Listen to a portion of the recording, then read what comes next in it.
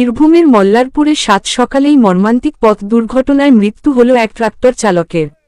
ঘটনাটি ঘটেছে আজ সকাল নাগাদ বীরভূম জেলার ১৪ নম্বর জাতীয় সড়কের উপর মল্লারপুরের মদিয়ান কলেজ মোড় সংলগ্ন এলাকায়। দুর্ঘটনার জেরে এলাকায় চাঞ্চল্য ছড়িয়ে পড়ে। স্থানীয় সূত্রে জানা যায়, মোহাম্মদ বাজার থানা এলাকা থেকে বালি বোঝাই করে একটি ট্রাক্টর নিয়ে যাচ্ছিলেন চালক। জাতীয় সড়কের উপর চলার সময় আচমকাই নিয়ন্ত্রণ হারিয়ে ফেলেন তিনি। অনুমান করা হচ্ছে, গাড়ি চালানোর সময় অসাবধানতার কারণেই এই ভয়াবহ দুর্ঘটনা ঘটে। ট্রাক্টর থেকে পড়ে গিয়ে গাড়ির চাকায় পিষ্ট হন চালক, ঘটনাস্থলেই মৃত্যু হয় তার।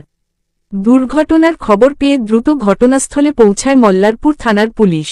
পুলিশ মৃতদেহ উদ্ধার করে ময়না তদন্তের জন্য রামপুরহাট মেডিকেল কলেজ ও হাসপাতালে পাঠায়।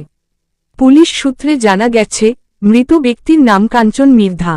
তিনি মোহাম্মদ বাজার থানা এলাকার বাসিন্দা।